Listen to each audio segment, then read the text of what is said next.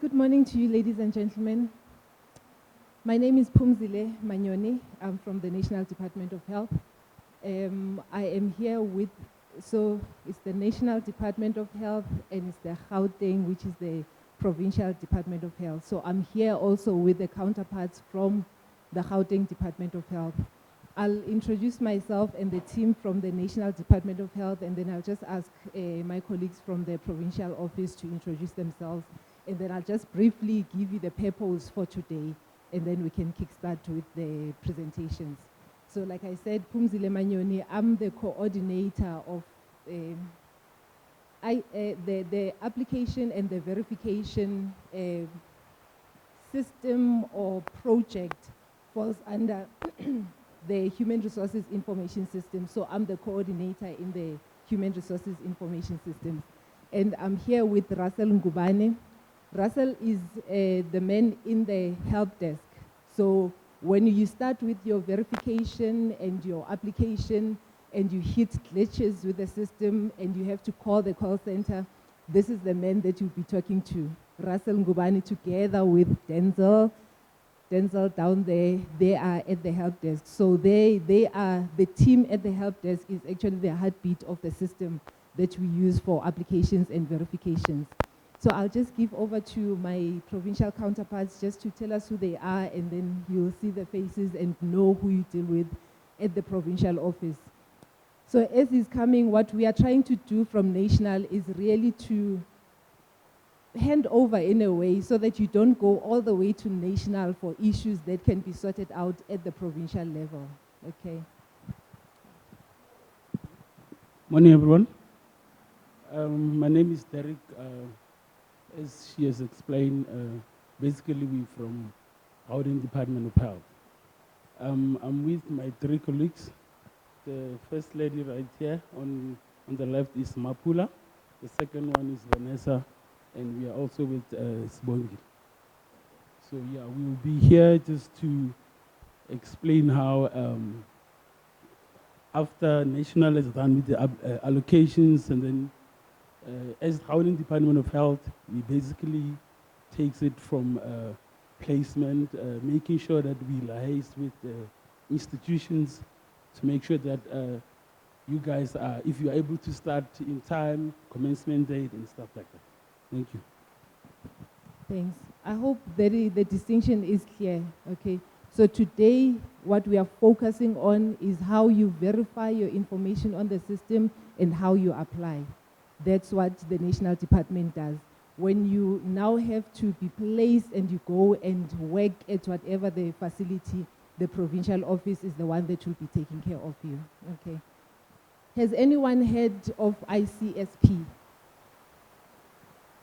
Yes, no. ICSP, can anyone tell us what ICSP is? I'm not seeing any hands, so I'm not sure whether you are nodding or you are saying yes. Have you heard about ICSP? Okay. From today onwards until next year, January, when you have to start your internship or ComServe, you'll hear about ICSP, you'll think about it, you'll dream about it, it will become part of you. ICSP stands for Internship and Community Service Program. Okay, so it's the program that places interns and ComServes. Is it clear enough? Just in a nutshell. Russell will take you through the website and everything where you can go in and read a bit more about ICSP and get empowered on what it's all about. But just in a nutshell. So when you hear ICSP, you know, you mustn't think it's a Greek acronym. It stands for Internship and Community Service Program. Okay. And what we're going to do today is just to empower you on how you verify. So we already have your details. The institution has given us a list of all the final year students. We've already put it on the system. And when the verification period opens, you will be required to go into the system, find yourself in the system, check your details. Because you might find that you had given us your mother's email address, or, you know, or even the institution's email address. Remember, from the time when you become a ComServe or intern, you're no longer part of. So we need your Yahoo, your Gmail, your Telcom, or whatever, your personal email address. So you'll have an opportunity to go into the system, check your details, verify, and say, yes, I'm happy with my details, okay? Then when the application process comes in, we will take you through that. So I'm just setting the scene for the business of today so that if you're in the wrong lecture hall, you know what we are going to cover. Is it making sense? From the institution. So I wouldn't be able to say which, I assume that the institution would give us your student email address if that's what you have, but that's what we have received. Okay. And besides the email, so don't get too panicky to say what if the institution, or we didn't get your correct email address. You'll get the address for the website, the ICSP website, and every information will be flighted there. So from today, you are able to go in and check the website. So just before verification opens, it will flash on that on the website to say, please note that on the 3rd of June, verification is opening, and then you'll be on the lookout for that. So you will not be left out. You're going to be receiving 2 emails, one with a link that will be directing you to the creating of an account page. So basically, once you click on the link, it should take you to a page which should look like this. Create a new account, all right? So I'm just going to be changing between the slides and the email. So once you click on the link, that's where it's going to be taking you. I'm just going to show you the second email. And the second email is the one that would have your PIN. So once you receive the PIN, please, we advise or recommend that you copy the PIN, and then you would be pasting it under code from email. And then you're going to be just typing in your first name, your last name, and then the username is usually generated for you. So that will be included already once you get yourself to this page. So you're going to need to create a password. You're going to be creating the password yourself. So we always recommend that you use a very strong password, 8-digit password with at least 1 special character. So you're also going to need to confirm that password. Your email address is already included because obviously that's where we've sent you the invites. And then also you're just going to need to complete your mobile phone number, and then employer, which is not applicable for you. And then you just click on create. So once you click on create, it should direct you to the ICSP homepage, which should look like something like this. All right, but this is just a training instance. It's not the live instance at the moment, so I'm just going to be taking you through the training instance. So basically, this is where you're going to be putting in your username and the password which you have created for yourself, and then you just click on sign in. So I'm just going to do it on my side. Once you've got access to the system, you're going to need to go on to update your personal information. So basically, this is the verification part of the process. So you click on update your personal information. It's going to request you to put in your ID number. There is a 2-stage verification process when you're actually accessing the system. So this is the second part of the verification process. The first process is your username and your password. And then this is the second stage of the verification process, which is now confirming your ID number. So we do have ID numbers that we were using for this training instance. So I'm just going to use one of those ID numbers.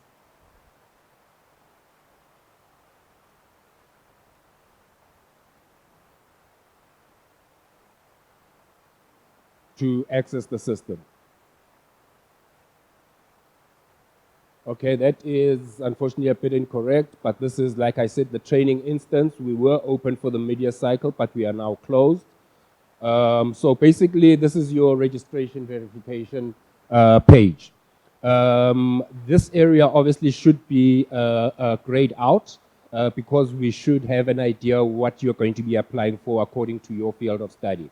The only people who are going to be applying for medical, for internship would be your medical practitioners. Those are the only people or the only field of study that we actually cater internship for. It's just the medical practitioners.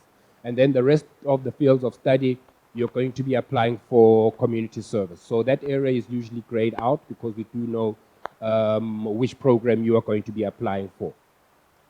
Then it's the cycle. Like I said, we have just closed for the media cycle.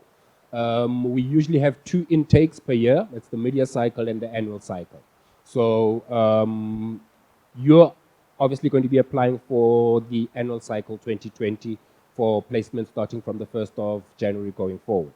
There is a drop-down list, but usually you will be restricted from selecting the cycle because when the application and the registration process opens, it's opening for one specific cycle at a time. So this area should restrict you from actually selecting either or.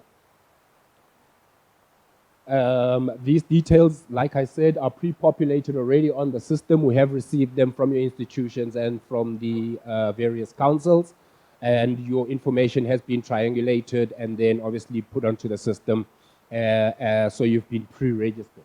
So once you go onto the system, you'll see that your details are already there, so you just need to make sure that everything is spelled correctly. All the information that you do have on the system there is updated and the correct information. If you feel that your contact number is the incorrect contact number and you feel like you want to update it, please just feel free to do so. And obviously, if a field is incomplete or you haven't completed the field, you will see that it will be highlighted in red and it will notify you that this field hasn't been completed and needs to be completed. Please also note, you'll see that along some of the fields or the tabs, you'll find that you have a red asterisk. Please just note that those fields are the fields that need to be completed and they are compulsory. And your verification, registration verification, won't go through if some of the details with the red asterisks haven't been completed. So these are basically the details that we are going to be requesting from you. Biographical information, which is obviously your first name, surname, make sure that everything is spelled out correctly. You've updated your contact numbers to a number that obviously you can be able to receive calls and notifications on. And there's an alternative contact number as well. Please just make sure that if you are giving us an alternative contact number, could it be a number that is somebody that you can be able to see on a daily basis? Somebody who's close to you, a parent, a brother, a guardian, a close friend. So if at all we can't get a hold of you for whatever reason, we can obviously just pass on a message to the person that you've got as your alternative contact person. Your email address is also obviously very important because it's a unique identifier. Each and every person does have an individual email address. So we can be able to track your profile also using your email address. So most of the communication as well is sent through via email. So please just make sure that the email address is correct and up to date, and you can be able to access that email address obviously on a daily basis. We also do request an alternative email address, but that's not compulsory, so you can leave that field blank if there is no alternative email address. And then the next section would be your nationality. At the moment, we've got 3, which is your South African citizens, foreigners, and SA and foreigners. So SA and foreigner is your non-South African citizens. So these are people who do have South African IDs. So obviously they'll be selecting the non-South African citizen option, which is your SA plus foreigner. And obviously those who are foreigners, if you do select foreigner, it does ask you what residential status you do have in the country, and there is a drop down. We always advise or recommend that you please use the drop downs for data recording purposes. If at all you're going to be maybe trying to type in South Africa and you make a mistake, when we're actually running data scripts and so forth, you might get left out. So as you can see, under foreigner, we've got different types of foreigner status, asylum seeker, formal refugee, study permit, or work permit. So hopefully, if you do select this option of foreigner, you do know where you stand and you can be able to make the correct choice. If you do select foreigner, or if you do select SA plus foreigner, it's still going to ask you for your country of origin. There is a drop-down list that we do have as well on the country of origin. So can you please maybe just utilize the drop-down list under the country of origin? And if at all maybe your country isn't listed, there should be an other option. And then obviously you can be able to then just type that in. So yeah, so the next step would be then your gender, male, female, and other. Hopefully you also know where you stand when it comes to that, since we don't discriminate. And then it would be the race options. We've got African, colored, Indian, other, and white. So if at all you find that you don't find what is suitable for you under the drop downs, please select other. And sometimes it does open up a new tab for you to be able to maybe give us more information regarding that, but not in this case. We also added this option in for driver's license. Reason being is that some of the posts do require a driving license. You might be rotating through, you might be placed in a district and you might be rotating to different facilities and so forth, so you might require a driver's license with regards to that. Educational and professional affiliations, your field of study, usually that should be grayed out already, but if at all we have made a mistake and we've obviously put in maybe the incorrect field of study, then you've got a drop-down list of the field of study that we do actually cater for. I think it's about 17 fields of study. So you'll find that medical practitioners can either be applying for internship or community service, and the rest of the fields would then be community service. So obviously you'll just, that should be grayed out, but if it isn't, you'll obviously need to select your field of study. Institution of learning, that's also usually included here because we did get your details from your institution of learning and also from the council. We've also got a drop-down list of the South African institutions of learning. So you can be able to select from the drop-down list your institution of learning. And if at all you do find that you don't have your institution of learning under this drop-down list, this usually applies for people who've done their studies outside of the country. So basically, if you do find that you don't find your institution here, you just click on other institution of learning and it would open up a new tab for you to complete, which would be other institution of learning, and then you can just be able to type that in. We will request your student number, but that's also usually provided there. You just please need to confirm if it's correct. And then this is also a very important part of your verification process. This is the estimated qualification completion date. So hopefully most of you are going to be completing your studies at the end of this year. So you're going to be maybe just selecting from the drop-down list. There is a calendar. Please use the calendar to make your choices. So I'm just going to be putting this for the 31st of December this year. And then your council registration, we should have that as well. For this one, we're just going to be saying that it's the HPCSA. and also your council registration number should also be provided for you on this form as well. So please just make sure that all these details, like I said, are correct. And if at all there are changes that you need to do, please just feel free to do so, so we can make sure that your registration is updated. This would usually apply for the interns if you have worked for the South African government before, but it applies to anybody who's worked for the South African government before. It might not even be the health department, maybe the Department of Transport. Reason being is that we will, if you do select yes, we would please just ask you to provide us with your PERCEL number, because you do keep your PERCEL number, even if you're changing from one department to another. So I'm just going to type in something randomly there. And then we've also got the alternative contact person. So please just make sure, like I said, that it's somebody that you have contact with on a regular basis. You can just type in the name, and then there is a drop-down list that you can be able to select from.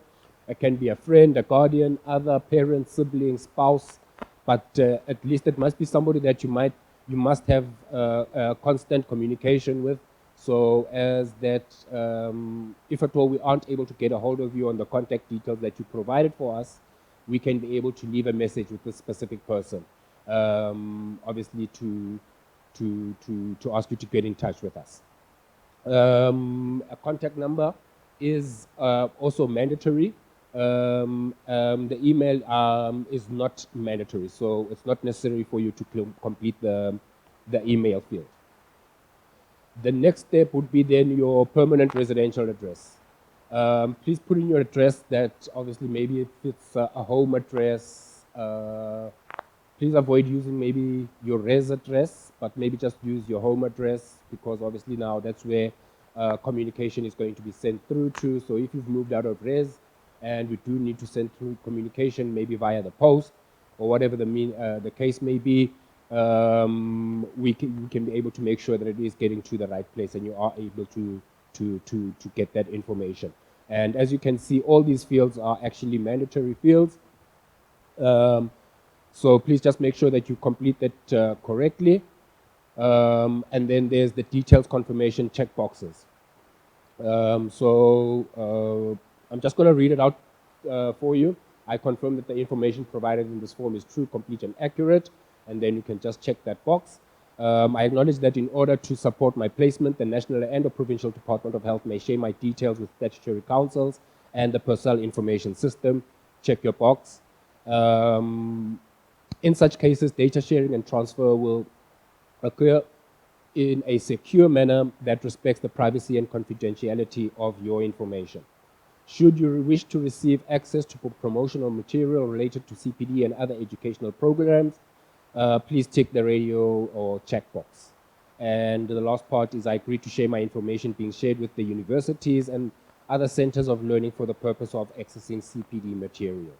And so basically once you've completed all the fields, we can just click on save. But it won't save, and it's going to push me back right up to the top where I haven't completed, there's an incomplete field. So basically you need to make sure that all the fields are complete for your registration verification to go through. So once you click on save, as you can see, you'll receive a pop-up message, your registration profile updated successfully.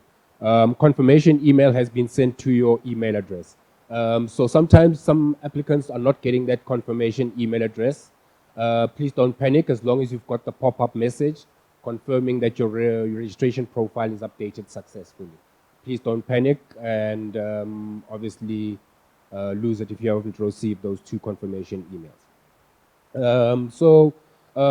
Once you've done this, you can still be able to go back onto the verification page and do updates as long as the verification process is still open.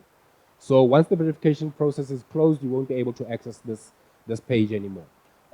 So basically, once you've done your verification and you've clicked on save, the page should direct you to the page should direct you to the application app. And this is just still the verification. Just give me a second.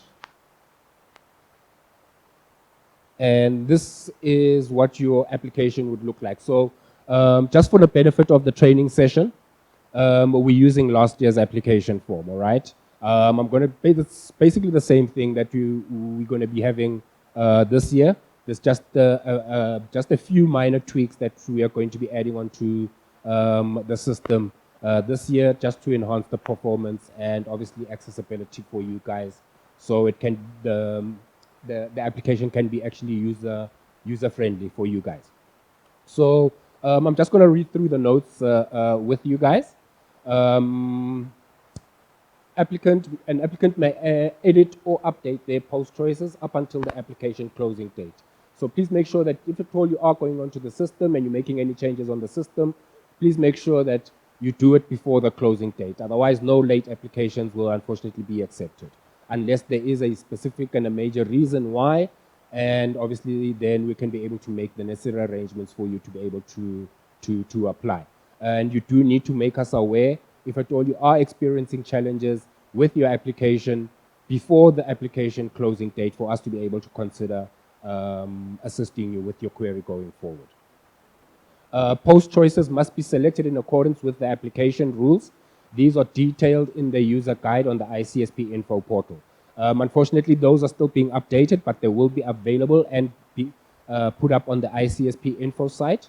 Applicants will be getting a hand guide to assist them with the whole process of verification and application, and just a few of the rules that apply throughout the whole process. All supplementary documentation must be completed and uploaded to the application before the closing date for them to be considered during the application process. An applicant who makes any false claims will be reported to the statutory council, and or legal action may be taken against them. This is unfortunately, something that so unfortunate, especially taking into consideration that you guys taking this profession, hopefully, you're doing your things with ethics. So sometimes I'm not quite too sure if it's desperation or what's the drive behind some of the applications that we've received previously. So please just know that we take it very seriously, and obviously action will be taken against you if you do any false claims or any fraudulent applications. If an applicant intentionally or accidentally exits the application form, the responses captured up until that point will be saved and appear when the user logs back in. So, for example, if you're on the application page and you've completed part of the application page, and for example, you run out of data, or your laptop switches off due to maybe your battery is low or whatever the case may be, all the information that you had typed in on your application form will be saved. So when you access your application form again, you can just continue from where you are, where you had left off. So the first part of the application is personal considerations. Personal considerations. The personal consideration. A personal consideration may not guarantee an applicant their desirable post choice, but allows an applicant to indicate a circumstance that will be considered during the allocation process. Please, that's very important, good people. If you do submit a personal consideration, it doesn't guarantee that we can be able to place you at a post where you're actually asking to go. Only those listed below will be considered during the application process. The attached forms may be completed, signed, and stamped by the relevant authority before the application closing date for your personal consideration to be processed as part of your application form. You may upload your form as a PDF or a image file. Unfortunately, our system doesn't allow for files which are larger than 2 megs, so please just make sure that any documentation that you're sending through is a PDF or it's an image. You can just take a pic of it and then upload it onto the system. If your personal consideration is not approved, you will be notified and may be required to update your post choices in accordance with the post-selection rules. More details about personal considerations may be found on the ICSP info site. So basically, we're only considering three personal considerations. As you can see, they are listed here. Child established in school, own health needs, and pregnancy. And we're not saying that once you choose one, you can't choose the other. You can be able to select all three if you want to. But you do need to then select from the top-down list. Do you have a personal consideration? So you'll select a yes or a no. If you do, it will be a yes, and then you'll see the list of personal considerations which you do cater for, which is child established in school, own health needs, and pregnancy. So if you do select, for example, 2, which is child established in school and own health needs, there is a form that you're going to need to download from the system, and that would be for children established in school, it will be a children in school form that needs to be completed by the relevant authorities. Also, if you've got an issue, for example, with your own health needs,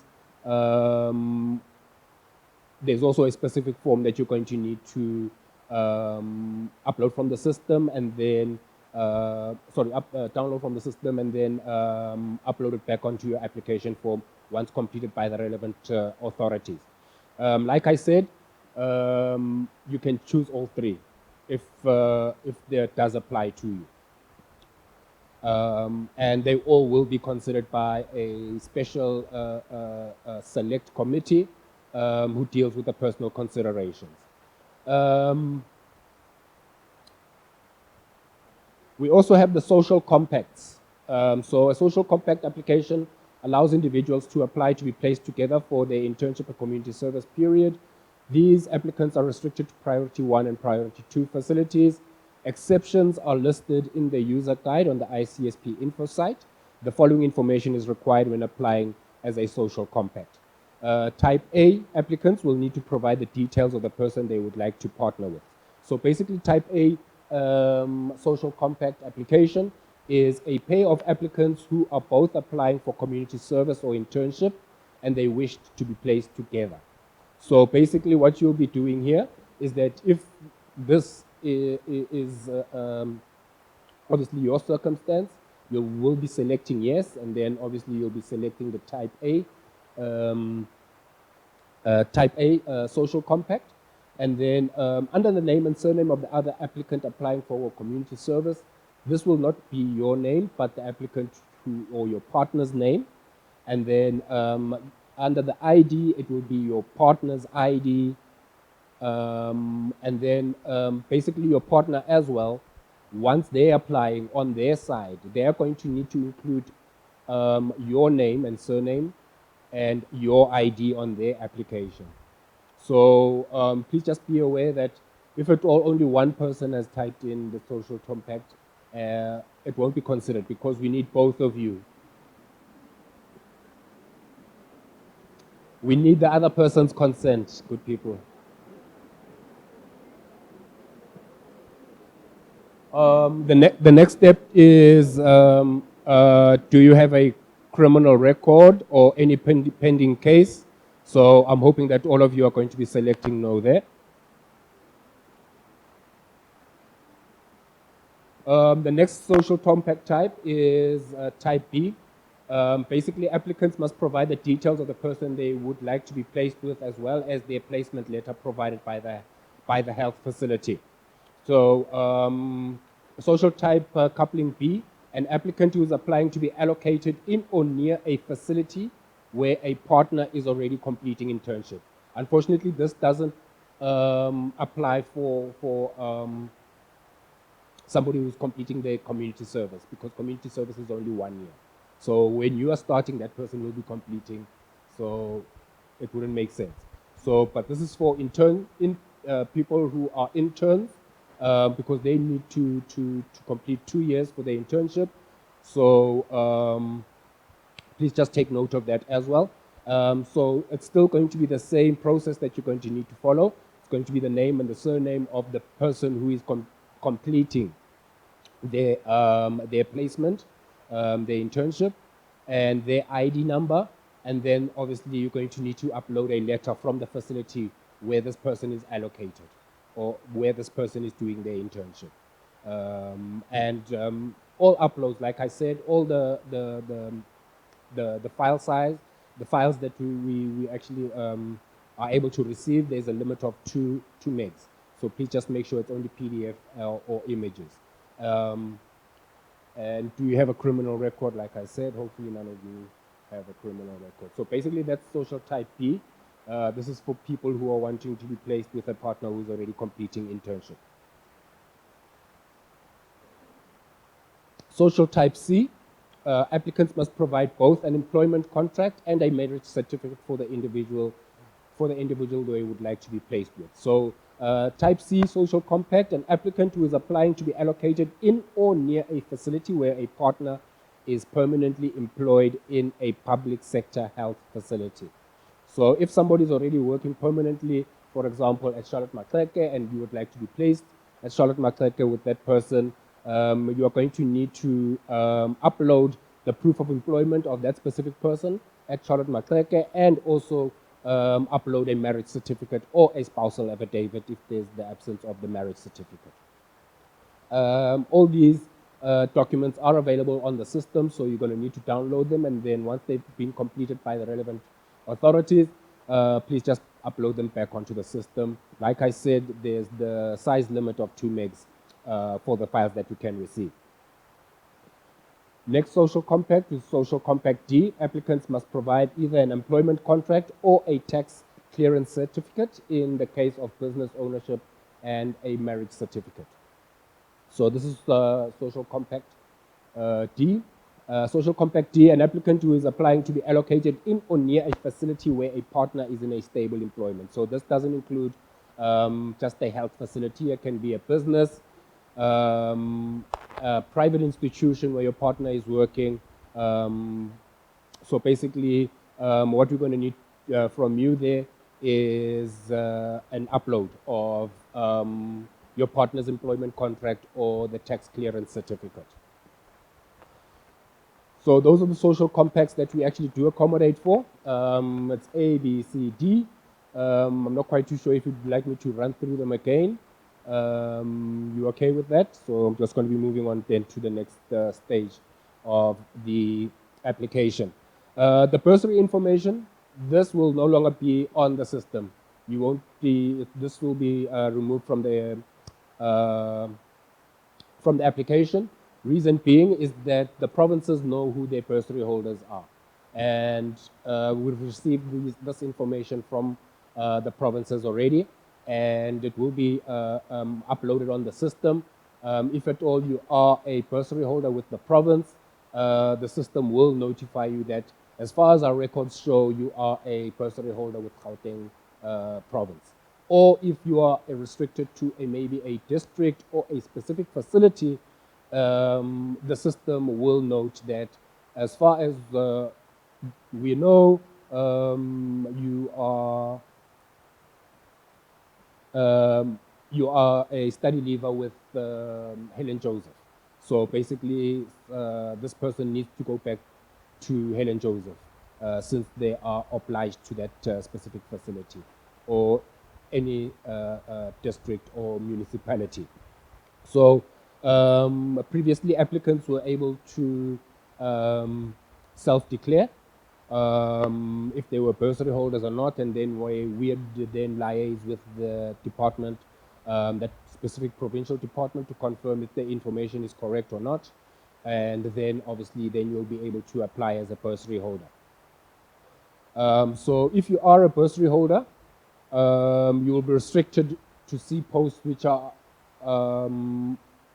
for your province. For example, if you're a Gauteng bursary holder, you'll only be seeing posts which are available in Gauteng only, and also obviously for your field of study. So you won't be able to see any other field of study, only posts for your specific field of study. So I'm just going to take you through the post sell. Oh, by the way, if at all you are a bursary holder or you're a study leaver, and it's not reflecting on the system, we're advising you to please contact your provincial office so that they can be able to notify the National Department of Health, so that can be rectified on the system for you, so you can be able to apply correctly. Post selections, applicants must select 5 choices.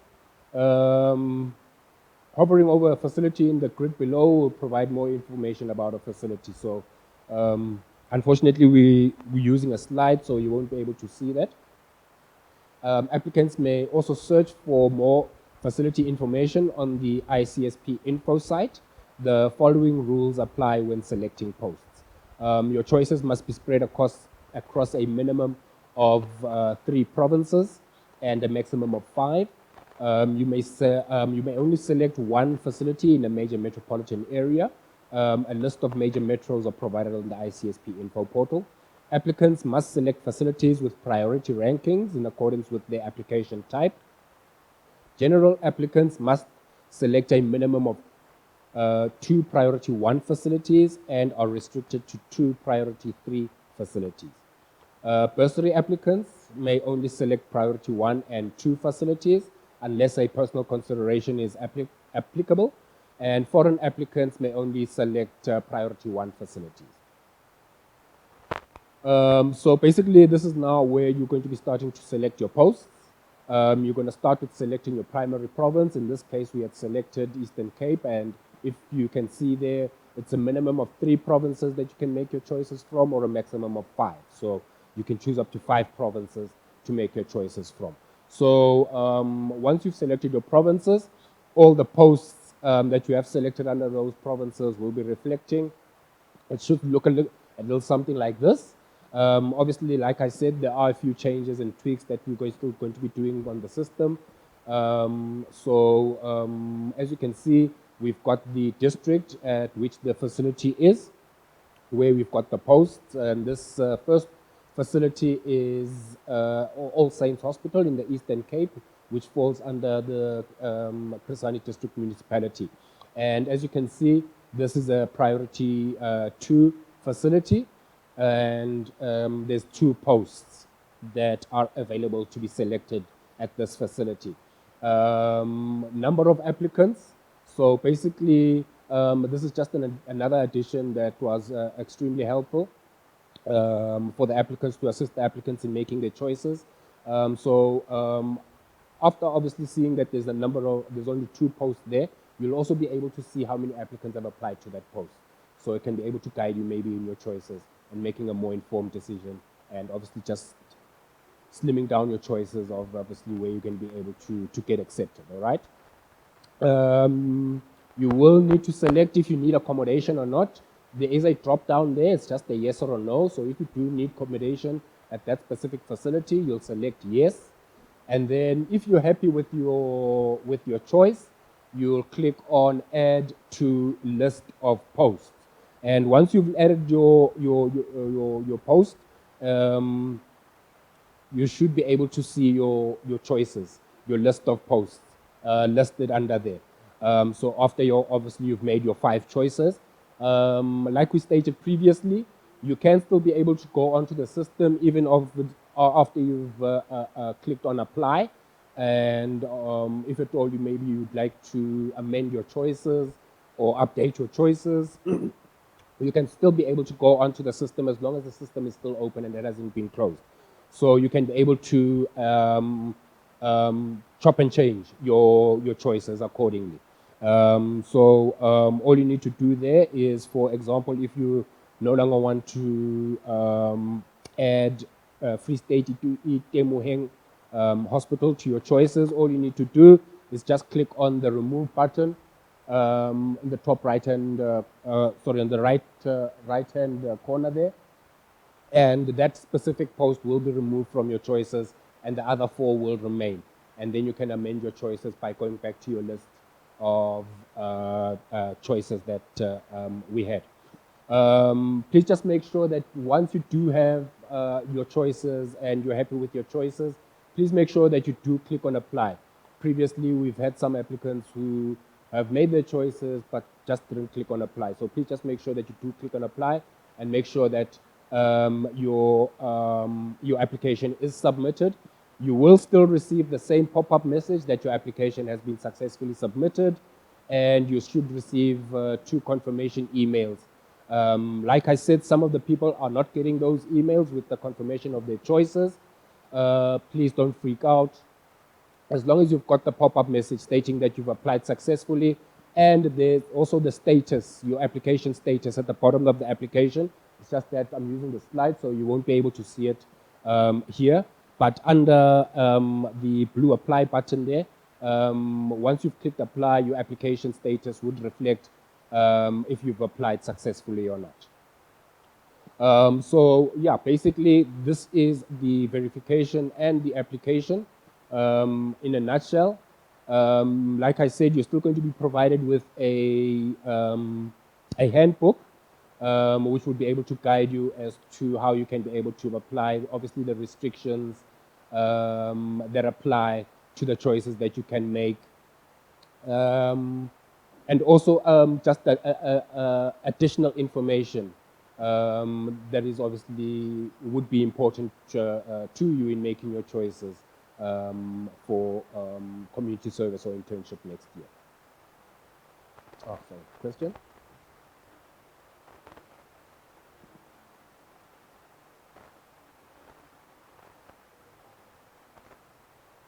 There are 5 choices. Your 5 choices that you're making. Yeah, please make sure that when you're making your choices, all 5 choices have equal weighting. So you can be allocated at any of your 5 choices. So please just don't select your first 2 choices and say, I want to go to Charlotte Maxek and Helen Joseph, and then just make random choices. Because if you get allocated there, you shouldn't be crying, it's your choices. Please just make sure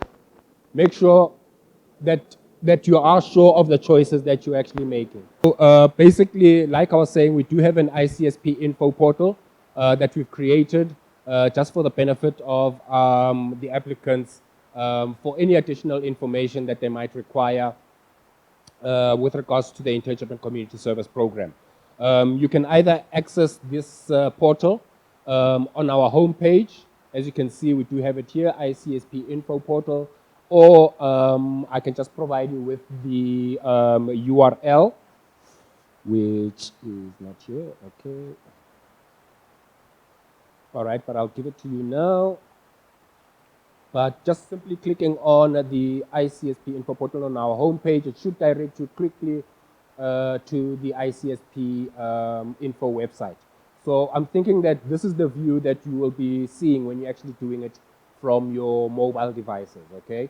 So we do have our options here. As you can see, we've got our home, about, what ICSP is about. It takes you through what ICSP is about.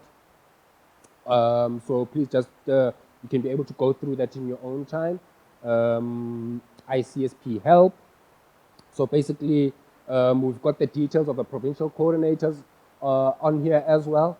So obviously, if you need to confirm bursary holder status or anything like that, you'd be able to go onto the site and be able to access the coordinators' details for the different provinces, and also including South African Military Health Services and also Department of Correctional Services.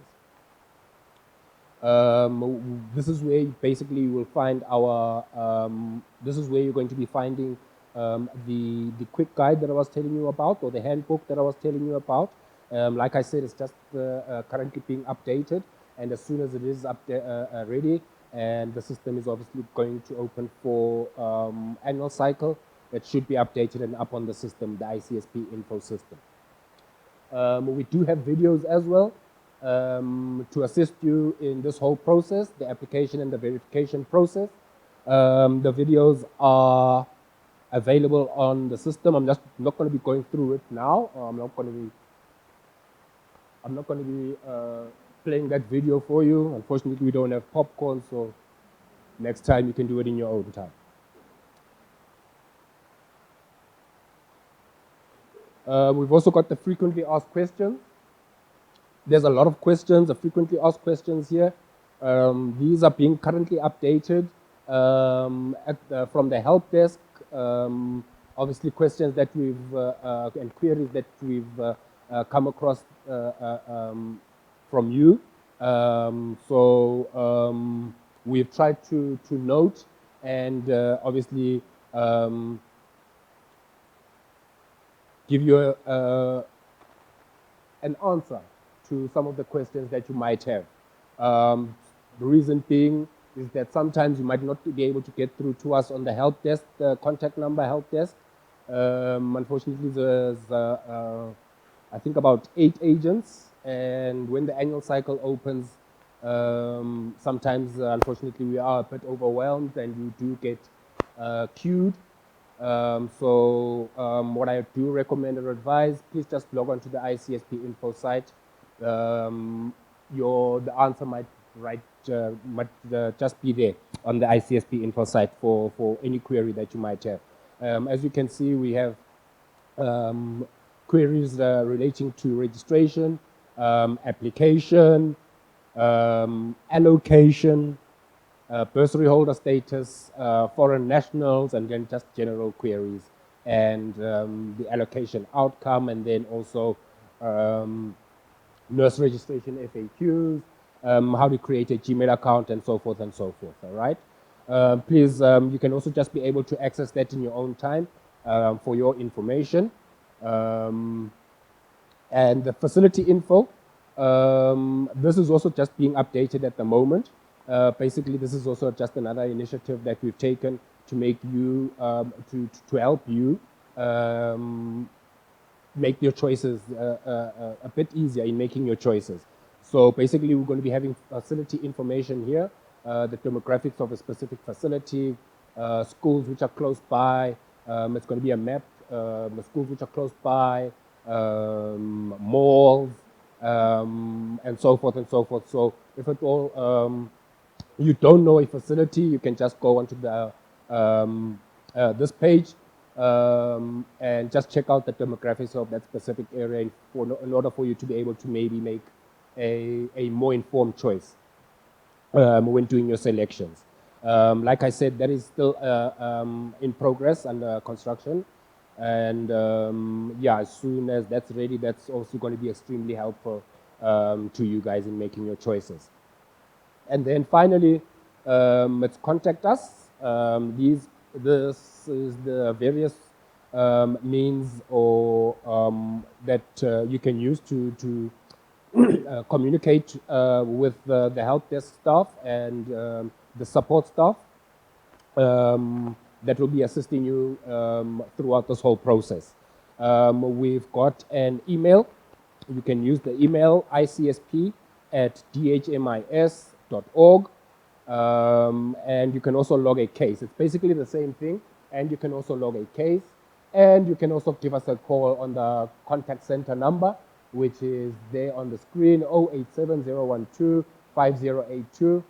Can I maybe just advise or recommend that you take that number down, write that number down, because we do use that number to call you guys as well.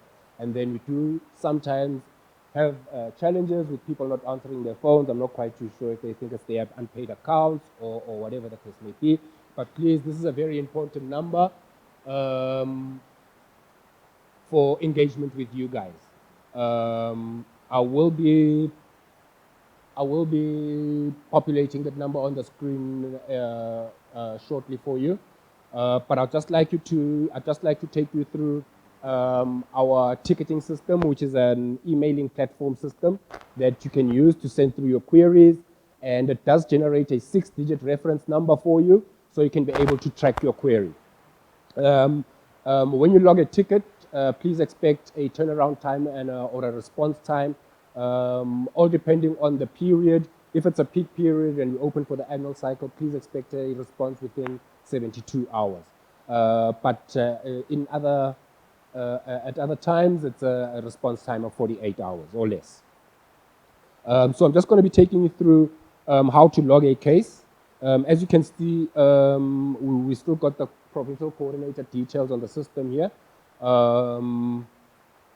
But please, we also advising not to contact the coordinators with regards to the application process. They don't take part in that process at all. We advise please contact the help desk so they can be able to assist you in the verification and the application process. Once you've been allocated and you've received an allocation, and then obviously we do advise that you maybe engage with the province further. In logging a case, if at all you do have a query and you're unable to get a hold of us on the help desk contact number, we always advise or recommend that you please log a case. So once you click on log a case, it will take you to our ticketing system that's used within the health department. It's not only used by the internship and community service program, but within the other departments in the health sector as well. So when you've got to this page, you're obviously going to be opening a new ticket. So click on new ticket. It will ask you to complete a few details, your email address. So I'm just going to complete it with you.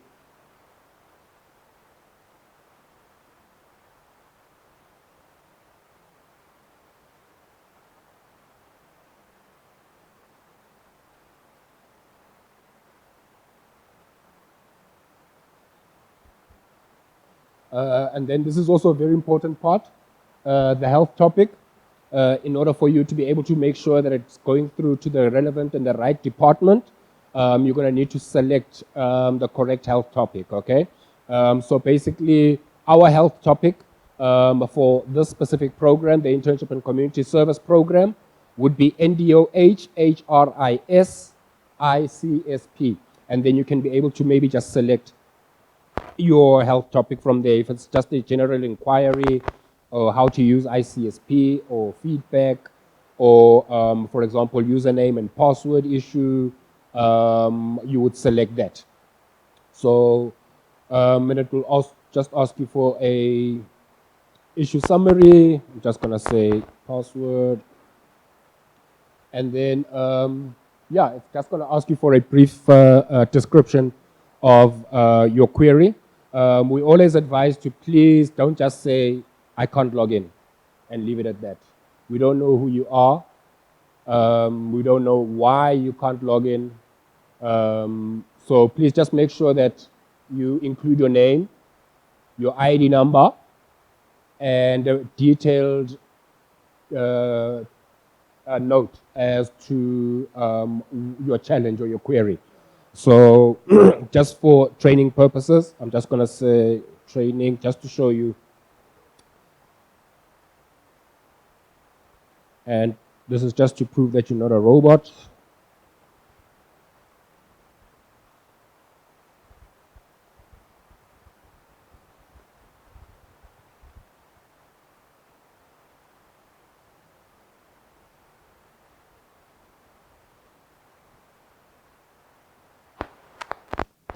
And then that means that it has generated a ticket for us. As you can see, it's generated the 6-digit reference number for us. I've just highlighted it there. And you can be able to check your ticket status by using this reference number. And I used my email address. So I'm just going to be responding to this ticket quickly, just to show you